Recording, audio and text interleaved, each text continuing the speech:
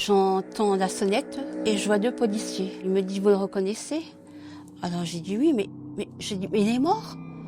Il dit non, ne vous inquiétez pas, il a perdu la mémoire. Je me reconnaissais pas dans le miroir. Je ne sais plus qui je suis. Je ne sais pas qui je suis. Ça veut dire quoi, tu savais plus qui tu étais? Ce qui est incroyable chez un amnésique, on sait que l'on est quelqu'un, qu'on a une identité. C'est une certitude. Et cette identité, tu la cherches et tu la trouves pas. C'est une histoire de fou, parce que tu dois imaginer que t'es devenu fou, là, à ce moment-là. J'ai plus de mémoire. Je suis pas malade, je suis pas en crise de repos. On disait, monsieur X, il faut aller se coucher. Et monsieur X, il faut aller jouer. Monsieur X, il faut aller au lit.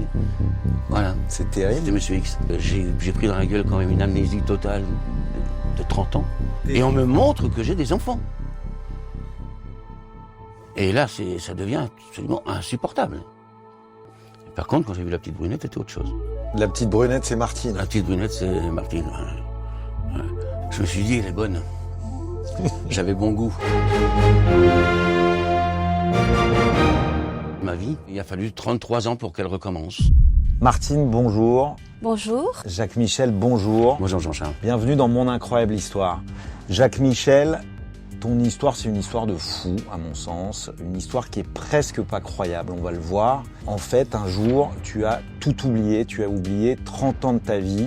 Tu as oublié ta femme, tu as oublié tes enfants, tes parents, ton identité. Et tu as dû tout réapprendre de A à Z, jour après jour. En fait, tout a basculé un soir de 1987. Vous êtes à la maison. Ta femme Martine te demande d'aller mettre la voiture dans le garage. Et puis, tu vas disparaître pendant 122 jours. Est-ce que tu te rappelles de ce moment-là? Le premier souvenir que j'ai de ma vie, c'est d'ouvrir les yeux, un peu comme un homme qui a trop bu, un peu dans le brouillard. Et en face de moi, j'ai vu l'opéra. Mais ce qui était étrange, c'est que, en voyant l'opéra, je savais pertinemment que j'étais à Paris. Et très rapidement, une angoisse me prend. En disant, j'ai un problème. Mais lequel, je savais pas. Du coin de l'œil, j'ai vu une cabine téléphonique et je me suis dit, j'ai un mauvais flip, certainement. Et cette cabine téléphonique est devenue mon refuge, mon point de repère. Je pouvais plus le quitter. J'allais me retrouver. Il n'y a pas de problème, quelqu'un allait me téléphoner. Je me suis examiné et j'ai vu que j'avais des patins aux pieds. Je dis bien le mot patin et non pas pantoufle.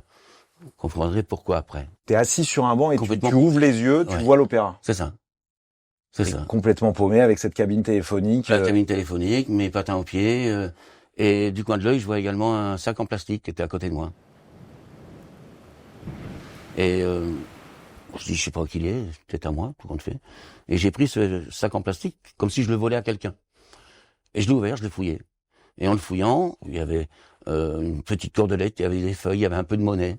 Il y avait pas grand-chose dedans, hormis un petit carnet et un stylo. Et j'ai ouvert. Et là, ce qui est impressionnant, c'est que j'ai reconnu mon écriture. Je savais pas qui j'étais, mais je reconnais mon écriture. Et sur ces écrits, c'était marqué « Je suis au bord de la Seine, je me lave les pieds dans la Seine, je sens mauvais, je suis à Beaubourg. » Donc on peut imaginer, est-ce que c'est ton hypothèse, que le petit carnet que tu trouves Oui. est écrit pendant que tu séjournes sur ce banc à te battre un petit peu avec... Apparemment, j'ai quitté le banc parce que j'ai été quand même au bord de la Seine, j'étais à Beaubourg, j'étais... baladé. Oui, j'étais me promener à droite à gauche. Ouais. J'ai même volé dans un magasin pour manger. Comment tu le sais?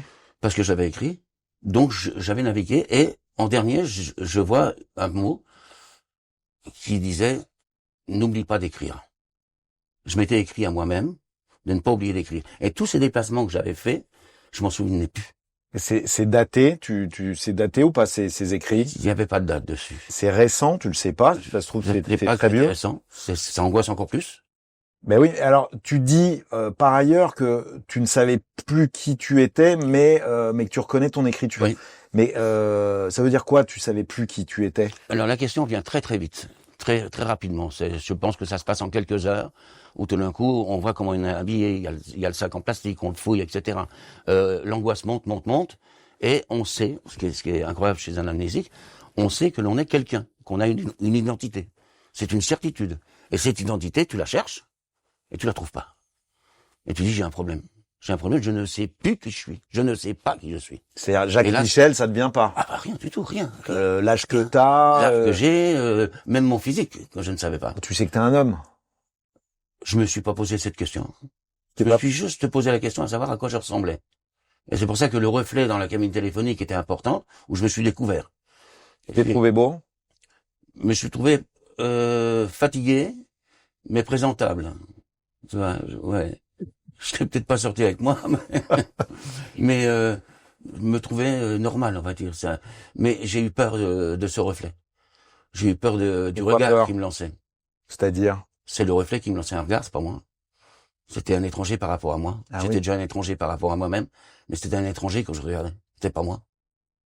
Je me reconnaissais pas dans le miroir. Ce regard m'a perturbé. Tu l'avais jamais vu.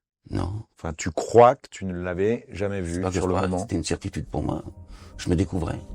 Et je découvrais une personne avec un regard vide. C'est une histoire de fou parce que tu dois imaginer que t'es devenu fou là à ce moment-là. On ne sait pas ce que c'est la folie. Moi, je me suis imaginé simplement que j'avais fait un mauvais flip. Parce que par contre, je savais très bien ce que c'était un flip. Hein. Trop boire, trop fumer un petit peu de choses bizarres. Je savais parfaitement tout ça. Tu savais que t'étais Un fêtard. un fêtard. Certainement. Ah, tu savais plus comment tu t'appelais, Non. mais tu savais que t'étais un fêtard. Je savais que tout ça, j'y avais certainement touché, parce que je savais l'effet que ça faisait. Donc, je m'inquiétais pas plus que ça. J'ai dit, je vais me réveiller, c'est pas un problème. Ou le téléphone va me réveiller. J'aimerais qu'on se tourne vers Martine. On en reste à ce jour de juin 1987. Tu viens de demander à ton mari, Jacques Michel, d'aller ranger la voiture dans le garage. Et puis, il se passe quoi? J'avais l'habitude de lui dire de ranger la voiture dans le garage parce qu'il la garait toujours en face, mais ça gênait les voisins. Alors il m'a dit oui, je vais le faire. Puis j'ai dit en attendant, je vais aller coucher Sandrine et Pierre-Henri. Ce sont vos enfants. Oui. Ils ont quel âge à l'époque? Pierre-Henri avait 1 an et demi et Sandrine 5 ans et demi. D'accord. Donc tu vas leur faire un petit bisou. C'est ça. Et puis tu redescends, enfin tu retournes dans le séjour, c'est ça? Oui. Puis je regarde un film et puis je regarde. J'ai dit oh mais qu'est-ce qu'il fait? Tout d'un coup j'ai dit je t'attends pendant 20 minutes et toujours pas là. Donc j'ai ouvert la porte et j'ai dit mais tiens, il n'y a plus de voiture. Mais je dis, alors, il est encore parti au bistrot.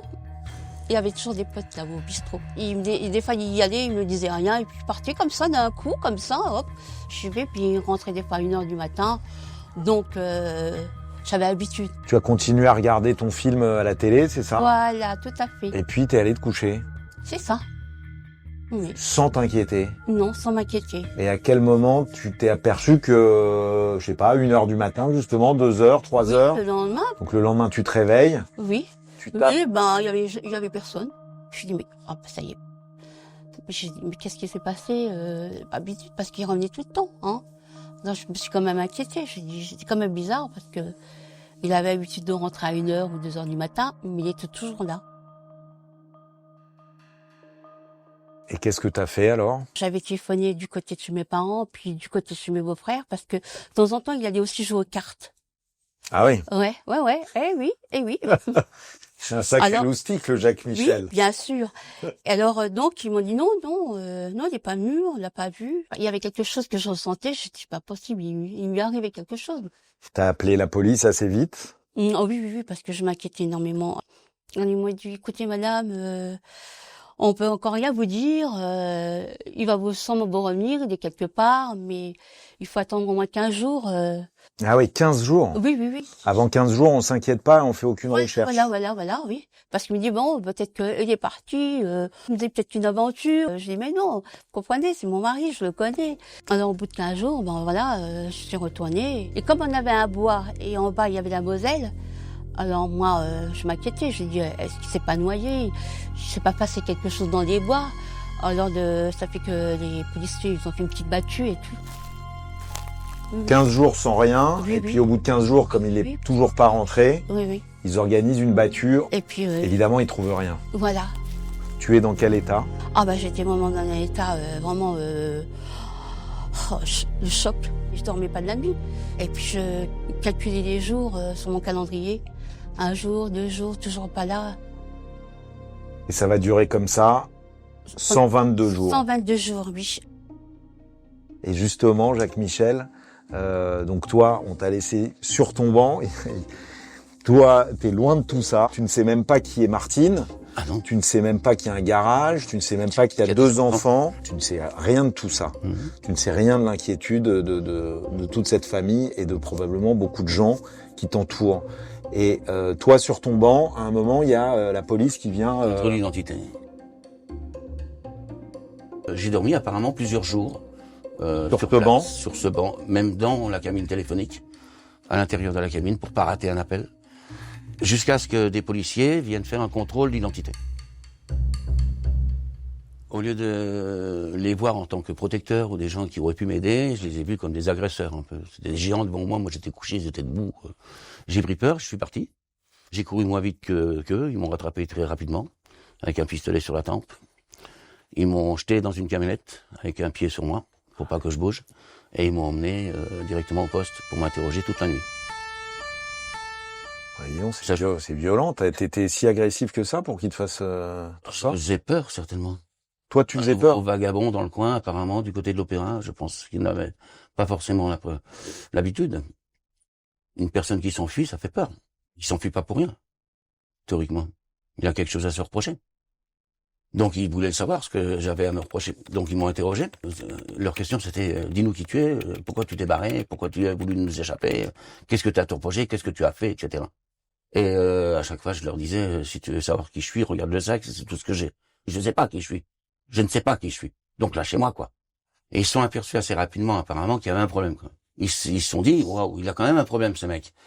Il sait pas qui il est ou il veut pas nous dire qui il est. On appelle le préfet, ils ont appelé le préfet et le préfet a donné l'autorisation de m'interner d'office en hôpital psychiatrique. Pour me protéger moi, mais aussi pour protéger les autres. C'est la police qui décide que ils sont pas compétents en la matière, ils t'envoient à l'hôpital psychiatrique. Et là, les portes de l'hôpital s'est refermées. Je suis pas fou moi. Vu que j'étais très énervé et je voulais un peu taper un peu tout le monde pour reprendre la porte de sortie. Et là, je me suis retrouvé cachetonné. Je voyais des gens autour de moi qui m'intéressaient pas. Que je voyais comme étant des fous, il y en a qui pissaient sur les fauteuils, il y en a qui criaient, il y en a qui hurlaient, il y en a qui faisaient des grimaces, des gestes incompréhensibles. J'ai dit, mais je ne fais pas partie de ces gens-là, j'ai juste un problème. Lâchez-moi. Et comment tu le sais que tu fais pas partie de ces gens-là alors que tu sais pas qui tu es? Parce que j'avais l'impression d'être normal. Simplement, j'avais l'impression juste d'avoir un problème, une perte. Tu sens que tu as perdu la mémoire ou perdu autre chose? Mon identité. Je pensais juste à une chose, sortir. Sortir pour retrouver ma cabine téléphonique. J'étais certain que là, quelqu'un m'attendait. C'est ton repère, c'est ça? C'était mon repère, je voulais y retourner. Mais quoi qu'il en soit, cachetonné, tu as beaucoup moins de force pour pouvoir crocheter une porte, ni escalader un grillage. Donc, tu passes dans une phase de soumission, où tu joues le jeu de ce que les gens te demandent. L'infirmier me demandait de jouer au ping-pong, Tiens, je savais jouer au ping-pong. Ah.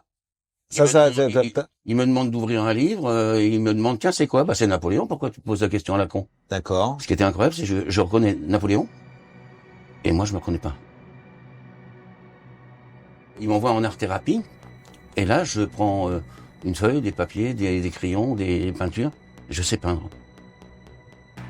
Je me mets dans un coin d'une pièce, et tous les jours, et tout le temps, j'écris.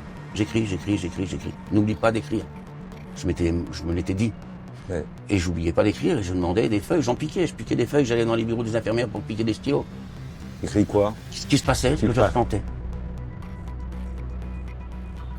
Pendant toute cette période de l'hôpital psychiatrique, il y a rien qui te revient de clair. Non. En tout cas jusque-là.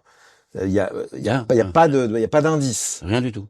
Il n'y a pas le début de Jacques, de Michel, de Martine, rien. Pas rien du tout. Ni même du temps. Pour moi, la seule importance que c'était le temps qui passait. Le temps passait, ça je ne le supportais pas. Et quand un jour, un infirmier vient me chercher pour m'amener dans le bureau d'un professeur, en disant, il y a un professeur un tel qui veut vous voir. Monsieur X, parce qu'on m'appelait Monsieur X. On t'appelle vraiment Monsieur X? Monsieur X, c'est les infirmières, les médecins? Tout le monde m'appelait Monsieur X. Hein. Sur mon roulet de médicaments, c'était marqué Monsieur X. On disait Monsieur X, il faut aller se coucher. Monsieur X, il faut aller jouer. Monsieur X, il faut aller au lit. Voilà. C'est terrible. C'était Monsieur X. Et donc le professeur me reçoit, et là j'étais foudrage, j'ai dit, ça fait 3 jours que je suis là, personne s'occupe de moi. Il me demande de me calmer, l'infirmier était là aussi pour me mettre la pression sur les épaules et me laisser assis. Et on me dit, mais ça fait pas 3 jours, vous êtes là, monsieur, ça fait 3 semaines. J'avais pas de notion du temps qui passait. Il me dit, on s'est quand même occupé de toi, même si tu le sais pas. On t'a examiné. Et on a déjà des petites pistes.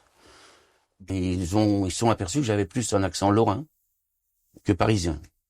Notamment des expressions lorraines. Comme quoi? Comme patin. Au lieu de mettre des pantoufles, D'accord. des patins. Mon cornet, qui était à côté de moi, qu'en principe on appelle un sachet. Mais en Lorraine, on l'appelle le cornet. D'accord. Donc ces mots-là lui a mis la puce à l'oreille et mon accent aussi. Il a vu que j'étais cultivé, puisque je savais lire, je savais reconnaître Napoléon, etc. J'avais donc fait des études. Ils m'ont même certainement montré d'autres bouquins sur lesquels j'avais montré certaines compétences. Je ne sais plus. Et au niveau des dessins, ils ont vu que je peignais bien. Donc, ils avaient déjà pas mal d'indices, mais pas suffisamment pour faire une enquête interne. On ne sait pas encore si tu fais exprès, si tu fais ou pas. Okay. On ne sait pas qui tu es. Mais si tu es d'accord, on peut envisager de faire des séances de narcose. C'est quoi? C'est le pain total. Ah, c'est le pain total? Total qui était utilisé pendant la guerre, c'est ce qu'on appelle le sérum de vérité. Donc le professeur me dit, c'est des séances qui sont dures, c'est une injection intraveineuse qu'on te met, tu vas te retrouver dans un brouillard, tu as le subconscient qui va remonter, et on va essayer d'avoir un petit discours de questions-réponses, qui devrait peut-être nous donner certains indices, parce que si tu es bloqué à l'intérieur, c'est peut-être ton conscient qui bloque, et le subconscient va peut-être se réveiller. Tu hésites pas une seconde? Pas une seconde, je dis, je signe. D'une croix, ça suffira. De Monsieur X. Ouais. Et j'ai signé pour une séance. Au réveil, ça n'a rien donné, il était un peu déçu. Mais il en a proposé une deuxième. La deuxième, là, je l'ai retrouvé avec une mine totalement dégonflée en disant non, ça va pas, il y a rien qui ressort. Et on doit arrêter là parce que les produits sont trop forts. Et j'ai dit attends, t'es en train de me dire quoi, gros? Tu veux arrêter parce que t'as peur de me griller le cerveau? J'ai plus de cerveau. Ok, alors griller pour griller, tu vas recommencer. Et j'en veux une troisième. C'est moi qui signe. Et il était d'accord, au bout de plusieurs jours, de me refaire une troisième séance. Et à la troisième séance, quand je me suis réveillé, là, il avait un grand sourire. En disant, là, on a quand même des pistes qui sont intéressantes. Et il dit, dans ton truc, tu as dit un prénom de quelqu'un qui pourrait vraiment nous sembler quelqu'un d'important dans ta vie, ou le prénom t'a surpris et tu t'en souviens. Et j'ai dit, dans mes narcoses, à la question ami, j'ai répondu Charlélie. Charlélie. Voilà. Et à l'époque, à savoir qu'il est encore connu maintenant, mais à l'époque, il était très connu. C'est pareil, ceux qui nous écoutent, qui ont 30 ans, doivent pas le connaître. Voilà. C'est un chanteur, Charlélie Couture, on pense à lui, il y a qu'un prénom comme ça, qui chantait. Comme un avion sans aile. Tu sais le chanter? Comme un avion sans aile. Où il y a quelqu'un à l'intérieur de moi. C'est une chanson qu'il a écrite en pensant à moi. Ah. Voilà. Tu nous raconteras après, parce que pour l'instant, il y a le nom Charlélie qui est sorti d'une des séances de tout ça. narcose. Et effectivement, quelques jours plus tard, on vient me chercher, je rentre de nouveau dans le bureau du professeur, et je vois un mec de dos, qui se retourne quand j'arrive, il se lève, il vient vers moi, mais il me dit, mais putain, mais qu'est-ce que tu fous là, vieux con, quoi? Qu'est-ce que tu fous là? Et c'était Charlélie Couture. Il était descendu sur Paris pour venir me voir, parce que le professeur lui avait téléphoné pour me dire, attends, on a un mec qui est complètement zoné, il se souvient de rien, mais de rien, et la seule petite mémoire qu'il a en tant qu'ami, c'est ton prénom, qui est effectivement atypique, c'est peut-être le fait, parce que dans mon délire, j'ai peut-être dit aussi Martine, le nom de ma femme, mais des Martines, il y en a beaucoup. Mais Charlélie, il y en a quand même beaucoup moins. Oui, c'est vrai. Notamment avec l'Est de la France. Et il est venu. Et il me dit, je sais plus ton nom, je sais plus. Mais il dit, je sais pertinemment qu'on a fait l'école des Beaux-Arts de Nancy ensemble.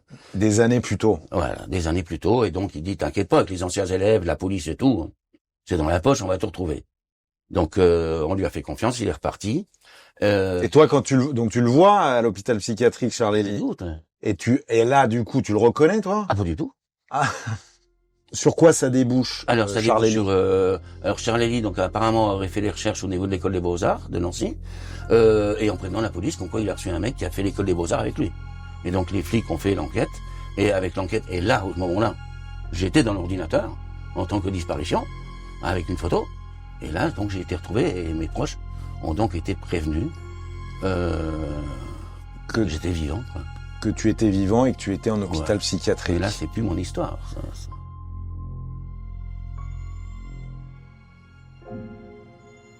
Et là, c'est là que, après 122 jours de disparition de ton mari Jacques Michel, J'entends la sonnette de l'entrée.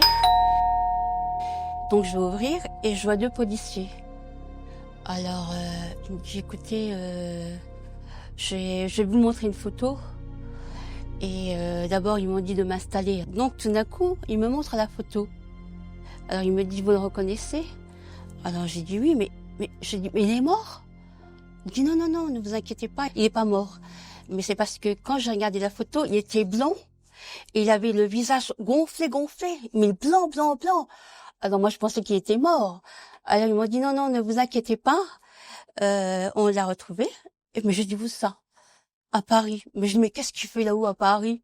Ben écoutez, on va vous dire, il a perdu la mémoire.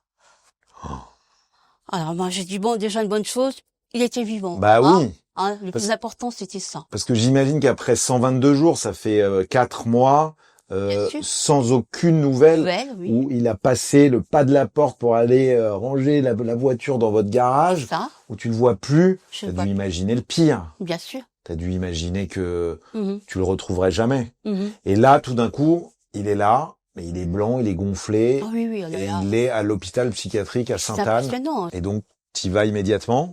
Oui. Quand on est arrivé à l'hôpital Sainte-Anne, ils nous ont dit que, en les déshabillant, ils avaient trouvé un hématome derrière la nuque. Il avait reçu un coup. Ça, ils étaient sûrs d'eux. Il avait reçu un coup. Ah oui, oui, oui, oui, oui, oui. D'accord. Et puis, m'a dit le professeur. Et probablement, ils imaginaient que la perte de mémoire Mhm. venait de ce coup qu'il avait reçu derrière la nuque. Oui, C'est ça? c'est ça, oui. T'as compris qu'il allait Oui. peut-être pas te Oui, reconnaître? voilà, c'est ça, oui. C'est pour ça que j'ai eu un choc en disant, mais il va pas me reconnaître. Non, quand il est arrivé, excusez-moi, mais quand je l'ai vu arriver, on avait gavé de médicaments, alors, il était méconnaissable. Il était gonflé partout. Il avait les joues comme ça. Je me dis, mais c'est bien à lui. Je me dis, dans ma tête, je me dis, mais c'est bien à lui. C'est bien mon homme. Mais c'était bien à lui. Je me suis approchée. Je lui ai pris la main et je lui ai fait une grosse bise sur la joue. Et puis après, je l'ai pris par la main, puis je l'ai installé sur le fauteuil. Et j'ai commencé à sortir mon album. Et puis j'ai commencé à feuilleter en lui montrant le mariage, la naissance de Sandrine, de Pierre-Henri. Alors je lui disais, tu reconnais? Il ne disait rien. Pas un seul mot. Quand tu t'es approché de lui, il t'a pas Non, non, rien du tout. Il est resté de marbre. de marbre, Oui, oui, pas oui. un regard un peu Non, doux, rien du tout. pas une manifestation de rien du tout. Rien du tout. Et moi, ça m'a fait tout drôle, ça m'a fait de la peine aussi. Bah oui. Ouais. Moi, j'étais contente de le retrouver puis de l'enlacer, mais j'osais pas trop. D'accord. Parce que j'avais peur aussi de le brusquer. Ouais. Alors donc, On comprenait qu'il était Voilà. plus lui-même là. Voilà, c'est ça, oui. Jacques Michel. Ce jour-là, j'étais en art-thérapie en train de peindre, plongé dans mon travail de peinture, et un infirmier se pointe en appelant Jacques Michel. Et il répète plusieurs fois Jacques Michel. Et là, je me dis en moi, si on a un qui s'appelle Jacques Michel dans le coin et qui ne répond pas, il va se prendre une picouse dans le cul tout de suite, il n'y a pas de souci, quoi. Et je lève la tête et l'infirmier qui dit, c'est à toi que je parle. Monsieur X, tu t'appelles Jacques Michel. Et là, viens avec moi dans les petits bureaux, il y a le professeur qui t'attend avec tes parents et ta femme. Ah ouais. D'accord, ok, donc je le suis, bêtement. Et en ouvrant la porte, je vois effectivement 3 personnes. Donc 2 d'un certain âge, mais qui étaient moins âgés que moi maintenant. Mais que je voyais un peu en désespoir. Leurs yeux me faisaient peur. Leur tristesse me faisait peur. Et ils m'intéressaient pas. Je voulais pas qu'ils me touchent. Je voulais pas. Ils m'intéressaient pas. Et par contre, quand j'ai vu la petite brunette, c'était autre chose. Et quand elle s'est approchée de moi, j'ai vu dans ses yeux, elle avait des yeux qui pétillaient de joie. La petite brunette, c'est Martine. La petite brunette, c'est Martine. Ouais. Ouais. J'ose dire à chaque fois en rigolant, la première action que j'ai eue quand je l'ai vue, quoi. C'est très cru ce que je vais dire. Je l'explique tout de suite dans la foulée quand même. Je me suis dit, elle est bonne. J'avais bon goût. Alors, ce qui montrait à quel point je pouvais me souvenir de rien, effectivement, parce que je parlais comme un ado parle en boîte de nuit. Ouah, putain, elle est bonne, celle-là, je vais me la faire. C'est exactement ça. Il n'y avait plus d'amour, je n'ai pas ressenti d'amour. J'ai juste ressenti quelque chose que, waouh, j'aime bien. Je me suis dit, j'avais bon goût. Si c'est vraiment ma femme, arrêtez le bromure, j'y vais tout de suite, quoi. Mais c'est la seule sensation que j'avais. J'avais aucun amour de construction, rien. Il y avait rien. Et là, effectivement, j'ai eu une sorte de dépression, quoi. Et ils m'ont calmé par médicaments, et ils ont arrêté la séance. La dépression ou l'angoisse, elle vient du surtout fait que tu réalises que c'est ta femme. Non seulement on me disait c'est mes parents, c'est ta femme, etc. On montre les photos.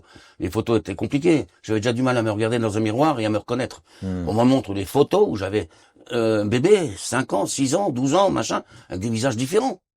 C'est quoi ça? Je dois me reconnaître moi, et en plus de ça, j'ai plusieurs visages.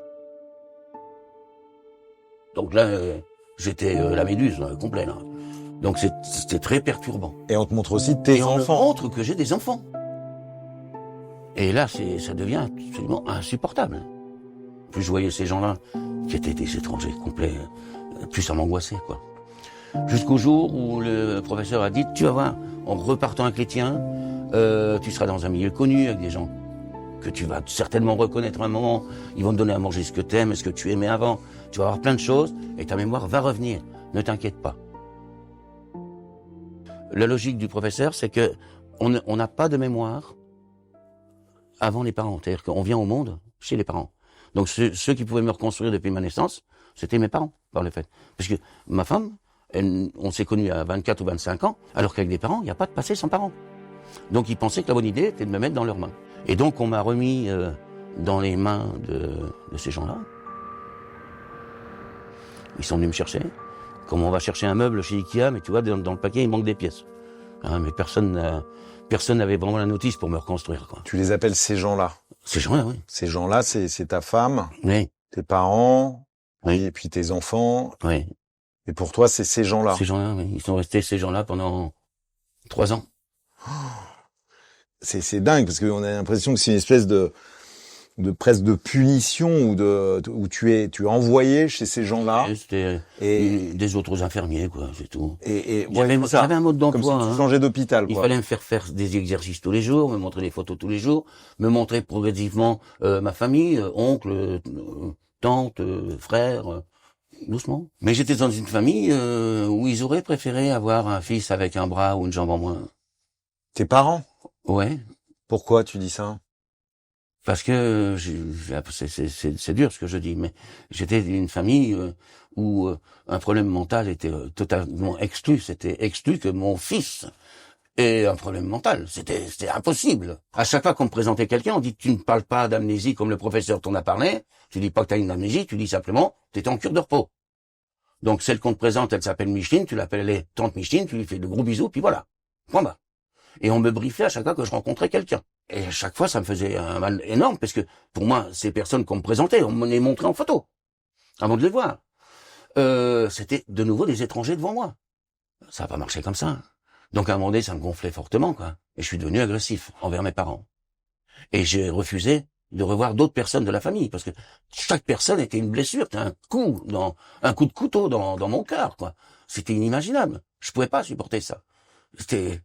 J'ai l'impression de mourir à chaque fois. Pendant ces 3 ans là qui ont suivi, ouais. Tu vis chez tes parents et chez toi? Pendant un mois et demi chez mes parents, jusqu'au moment où je refuse tout, et je suis retourné donc vivre avec Martine et les enfants. Martine, je voulais juste l'avoir à mes côtés, parce que c'était juste l'infirmière qui me rassurait. Et les 2 gamins que j'ai rencontrés, ils étaient gentils, quoi, mais ils m'embêtaient un peu dans ma reconstruction. Martine aussi, par la même occasion, me laissait faire. Elle savait très bien que faire des choses ensemble au moment-là, c'était pas tellement possible, parce que j'étais vraiment axé sur ma reconstruction. Je devais me retrouver moi. Arrêter d'essayer de me retrouver bêtement, faussement, en me présentant comme un mec que je suis pas. J'ai plus de mémoire. Je suis pas malade, je suis pas en crise de repos. Pas besoin de repos, besoin de vivre. Besoin de vivre pour aller de l'avant, pour essayer de me chercher. C'est comme ça que je vais me trouver. On m'a même dit à un moment donné, bon, si tu te souviens vraiment pas, arrête, ne te souviens pas que tu te souviens pas. Arrête de te souvenir que tu te souviens pas. C'est une horreur. Arrête d'oublier. C'est une horreur. Ouais. Et là, Martine, alors, toi, bon, ces 3 ans-là, ça se passe comment? Enfin, tu découvres un autre homme? Oui, pendant ces 3 ans-là, je lui ai dit, bah, écoute, maintenant, vu que je te retrouve et tout, que je suis vraiment heureuse, j'ai dit, si on faisait un 3e, le bébé de l'amour. Donc, on a fait Emmanuel. J'ai dit, ça te permettra de voir parce que il avait assisté à l'accouchement de Sandrine et de Pierre-Henri. Le combat pour moi, c'était voilà de l'accepter comme il était, hein. Et puis voilà, malgré qu'il y avait des hauts et des bas, j'étais tout le temps là pour le réconforter. J'ai dit, on laisse tomber le passé, on va de l'avant. Ah ouais. Ah oui, oui, oui, parce que moi j'en pouvais plus. Donc tu as décidé de, comme on dit, faire table rase du passé. Oui, oui, oui, oui, oui. Ah, non, On arrête avec le j'en passé. pouvais plus, hein. Et maintenant, s'il faut que ça continue, Voilà. c'est devant. C'est Si je ça? la retrouve un jour, ah bah, tant mieux. Si je la retrouve pas, bah, tant pis.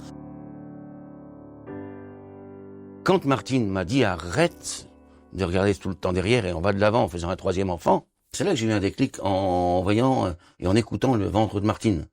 Où là, j'ai dit c'est mon enfant. C'est mon enfant, c'est mon futur. Et les enfants qui sont là, ils font partie de mon passé. Et donc, ils font tous partie de mon présent. Pour vivre le moment présent, il fallait que j'accepte une fois pour toutes ces gens. Je les ai acceptés. Donc, mon enfant qui est venu au monde, c'était mon enfant. Les 2 autres enfants, je les ai pris comme des enfants adoptés. Et j'ai pris les miens comme étant les miens. À 33 ans, j'ai le 3e enfant, donc pour moi le premier, qui vient. Et là, il y a un début de reconstruction, plutôt d'acceptation. Mais je n'ai pas reconstruit. J'avais toujours peur. Je prenais tout le temps le même chemin pour aller à des endroits. J'avais toujours peur de tout. Il fallait que je me montre. Je faisais des expositions de peinture, je faisais tout ça. J'ai eu des articles dans les journaux, j'ai eu des articles à la télévision, j'ai eu des émissions de télévision avec mes tableaux. On me demandait ce que je peignais. On dit, il y a un mec qui me dit, oh, ce que vous peignez, c'est très dalien. Je dis, qu'est-ce que tu me racontes, hein? Mais il me dit, ça ressemble à du Dali. Mais je lui dis, attends. Ça fait des années que j'essaie de me retrouver moi, et tu dis que je ressemble à un autre. Ah, je lui dis, ça va pas le faire. Donc, ce que je fais, c'est du Jacques, point barre. Mais le problème, c'est que ces 3 ans et la naissance de notre dernier enfant, qui marquait un point extraordinaire, marquait aussi mes droits en fin de maladie. J'étais plus malade. Ma longue maladie, 3 ans, fini, terminé. Quoi, aux yeux de la sécurité sociale? Aux yeux de la sécurité sociale. On est convoqué, Martine et moi, à la sécurité sociale pour marquer cette fin de processus. Et le docteur de la sécurité sociale me regarde en disant, et puis il regarde Martine en disant, vous aviez 3 ans pour vous soigner, n'est-ce pas? Et au lieu de vous soigner, vous vous montrez sur les journaux, à la télévision, machin, vous faites des expos. C'est grand, elle est belle la vie. Mais je dis, c'est comme ça que moi je me construis, que je me soigne. Ah, c'est pas comme ça, monsieur, c'est en restant chez soi et en se soignant. Oui. Donc, de toute manière, vous n'aurez pas votre carte d'adulte handicapé. C'est fini. À partir d'aujourd'hui, je signe, vous êtes chômeur. Oh. Ok. Et moi, je savais même pas ce que ça veut dire. Je m'étais posé la question, à savoir qui j'étais, mais je m'étais guère posé la question de ce que je savais faire avant. Et j'avais entendu parler que j'étais architecte dans ces dires de construction, mais ce qu'était un architecte, j'en savais rien. Ah ouais. Que dalle. Qu'est-ce que tu construisais alors? C'était quoi, d'un architecte en... Alors j'étais architecte et vu que j'ai fait l'école des Beaux-Arts, je suis architecte DSBA, diplômé supérieur du bâtiment et des écoles d'art. D'accord. C'est spécialisé dans les bâtiments historiques. Ok. Et Martine dit, t'es architecte, c'est peut-être le moment, on va aller à la LPE, on va s'inscrire. Et donc il y a la femme de la LPE qui dit, écoutez, ça tombe bien, on a peut-être quelque chose pour vous. Parfait. Mais il dit, par contre, c'est pas ici. C'est en Suisse. À 300 km de chez nous. Je venais d'avoir un enfant. J'avais été retrouvé 400 km loin de chez moi. Et là, on me demande de reprendre un boulot à 300 km de chez moi. Et Martine qui dit, vas-y. Martine qui me dit, vas-y, t'en as besoin. Et effectivement, j'en avais besoin. J'avais besoin de me reconstruire seul. Tu dis que tu t'es parti en Suisse sans trop savoir ce que c'était un architecte. Mais que tu vas passer 4 ans à être architecte. Donc, tu sais comment on fait un peu. Enfin, moi, tu me dis aujourd'hui, fais une maison. Je savais pas du tout. Je sais pas comment faire. Je savais qu'il fallait aller de l'avant. Donc, aller quelque part, aller faire. On me disait, ça, tu l'as fait. Bon, pourquoi pas? On verra bien. Quand tu n'as rien à perdre, t'es prêt à tout. Ouais. Rien à perdre. Mais comment t'as fait? Je sais pas, c'est revenu comme ça. Mais alors, comment t'expliques que tu te rappelles pas de Martine, mais que tu te rappelles de comment on fabrique... Alors moi, je me l'explique pas, c'est les médecins qui me l'ont expliqué. C'est-à-dire que j'ai souffert d'une amnésie identitaire due à un traumatisme. Elle était donc identitaire par le fait que des portes dans ma tête se sont fermées à double tour, par peur de quelque chose. Mais par contre, par la serrure de la porte est restée quand même la mémoire de ce qu'on appelle l'acquis. Alors les acquis, c'est les choses que tu as appris pendant toute ta vie et qui t'ont intéressé et qui t'ont construit. L'architecture, par exemple. L'architecture notamment. À l'époque, on était répertoriés, on n'était que 4 ou 5 au monde à avoir été reconnus en tant qu'amnésique identitaire. Aussi profond. Heureusement.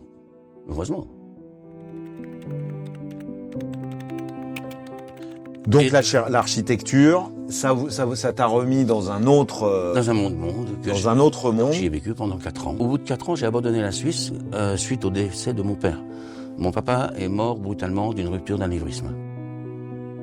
Avant même que j'ai eu le temps de connaître mon père. C'est ça qui est extraordinaire. Vu que je l'avais remballé, quoi. Je dis, arrête de me faire chier dans la reconstruction, t'as rien à voir là-dedans.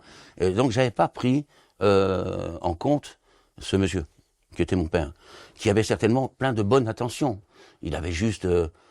pour lui, c'était un drame, certainement. Aujourd'hui, je peux savoir ce qu'un père peut ressentir envers des enfants. Je suis père. Je suis papa. Et j'imagine aujourd'hui que mon enfant me dise, je me souviens pas qui tu es. Le drame que c'est pour un père. Ça doit être absolument terrible. Et donc, on commençait à en parler quand je l'ai perdu, avant de pouvoir aller plus loin dans cette discussion. Et donc là, je me suis aperçu que je venais de perdre une racine, sans même avoir pris le temps de le connaître.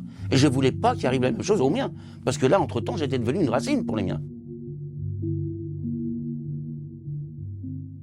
J'avais fait ce que je devais faire. J'avais fait le deuil de moi-même. T'es fou, ça. Et donc, au milieu de sa vie, de faire le deuil de soi-même, c'est quand même... Et une fois que tu as fait le deuil, tu peux repartir en avant. Et moi, j'ai fait le deuil de moi-même et j'ai dit, plus jamais je perdrai un des miens sans avoir pris le temps de le connaître. Jamais. Aujourd'hui qu'on sait qui m'a agressé, que je n'étais pas mon propre agresseur, que cette agression vient d'un autre, je culpabilise déjà beaucoup moins sur moi-même, en disant c'est pas de mon fait, c'est la faute à un tel. Alors on va en parler, Jacques Michel. Pendant des années, vous avez vécu sans savoir du tout ce qui s'était passé entre le moment où tu passes le pas de la porte de la maison pour aller fermer le garage et le moment où tu te retrouves 3 jours plus tard, visiblement, sur un banc devant Opéra à Paris. On peut effectivement tout imaginer.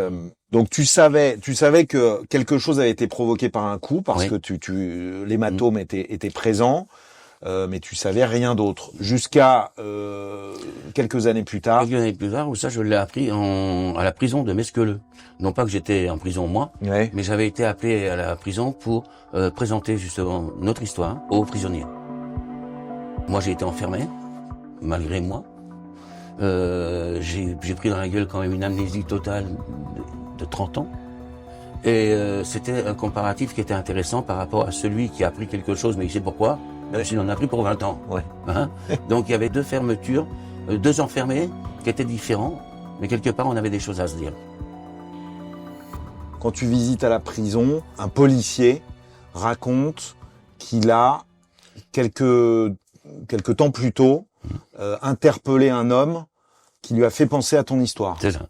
Alors, cet homme, quel était son mode opératoire? Alors, son mode opératoire était d'attendre que des personnes sortent de chez elles, de préférence tard le soir ou tôt le matin, pour voler avec les clés la voiture qui convoitait. Voilà. Et pour ne pas que la personne aille tout de suite crier au vol, avait l'habitude de les assommer. De temps en temps, peut-être en les laissant par terre, mais de temps en temps, comme là quand il a été pris, avec quelqu'un qui l'a mis dans le coffre. Donc on a donc pu supposer que ça avait été mon cas, et que j'aurais été embarqué dans le coffre, mais de là à dire que j'aurais fait Metz, Paris, donc ça va avoir 400 km en voiture, dans le coffre, j'y crois pas trop. Donc, qui m'est largué ailleurs, dans la campagne, ou je ne sais où, que j'ai fait du stop, pourquoi pas, et que je me suis retrouvé à Paris, pourquoi pas. Oui, ce déplacement, personne ne saura l'expliquer. Il y a 4 jours complets de blackout total. où je ne sais pas expliquer les choses. Je ne sais pas comment s'est fait ce déplacement. J'en ai strictement aucune idée. Qu'est-ce que tu peux imaginer l'intérêt de ce type? Il peut t'assommer, te laisser par terre et partir avec la voiture pour la revendre. En fait, il vole des voitures, hein, c'est ça? D'après la police, donc, ils volaient les voitures, ils voulaient les clés. C'est pour tout de suite les emmener à l'étranger. Parce que quand tu passes la frontière, à mon avis, avec un Eman qui est démonté, Ah oui. à mon avis, ça le fait pas de trop, quoi. Ouais. Hein, donc, ils voulaient que la voiture soit la plus nette possible pour pouvoir passer les frontières. D'accord. C'est comme ça qu'ils en ont conclu les choses. D'accord.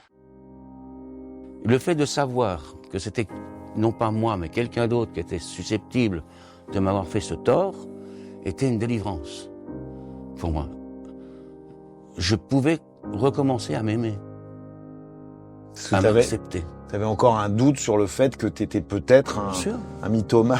Ouais, pourquoi pas. Ouais. Ouais. Bah pourquoi pas? Ne connaissant pas. Parce que tu le savais que tu mentais pas, toi. Bah, au fond de toi. Quand t'as pas de mémoire de quelque chose, comment peux-tu savoir si tu mens ou pas? On va m'expliquer. Bah mentir, c'est quand même dire l'inverse de ce qu'on pense, de ce qu'on est. On ment quand on dit les choses, alors qu'on se souvient de la vérité. Oui. Mais si tu te souviens pas, tu mens pas. Tu mens pas. Voilà. C'est pas possible. C'est pour ça que quand on disait tu mens, tu t'en souviens. Arrête de me traiter de menteur. Ouais.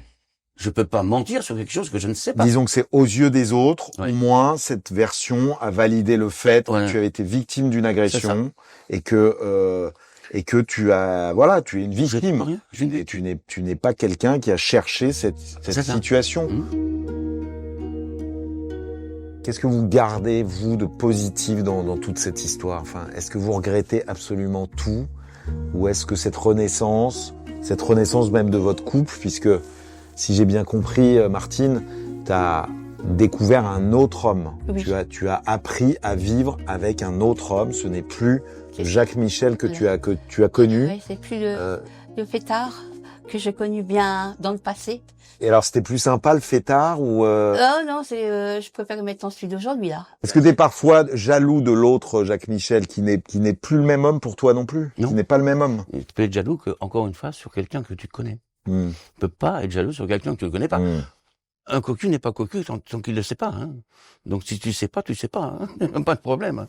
Mais ce qui est assez drôle dans le fait d'avoir retrouvé l'agresseur, c'est que Martine, elle s'est sentie plus coupable de dire pourquoi je lui ai demandé de rentrer à la voiture le soir-là. Elle s'est sentie coupable à ce niveau-là. Alors que moi, je me suis senti délivré de le savoir. Donc il y a vraiment deux façons de voir les choses différentes. C'est ce qu'on disait tout à l'heure au niveau de la reconstruction quand tu racontes une histoire. Tu racontes une histoire à l'autre, t'enjolives un peu. Effectivement, à un moment donné, j'étais demandeur à te montrer, mais t'as pas des photos où je pleure? Et il y a des photos où je ris, quoi. C'est marrant, quoi. J'aurais voulu savoir un peu ces mauvais moments. C'est ça, t'as l'impression qu'on t'a raconté que les bons moments, et que du coup, l'autre Jacques Michel était plus heureux. Jamais, je le retrouverai pas. T'as la sensation qu'il était plus heureux, plus épanoui? J'ai l'impression surtout qu'il a été vu par les yeux d'autres personnes. Donc pas par rapport aux miens. Donc ce Jacques Michel avant a le sentiment des autres personnes, il n'a pas mon sentiment à moi.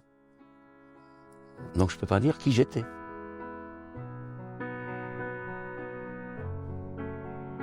Aujourd'hui, si je te pose la question de quand tu es né, à quelle date tu es né? 17 décembre 1957, à la maternité de Nancy.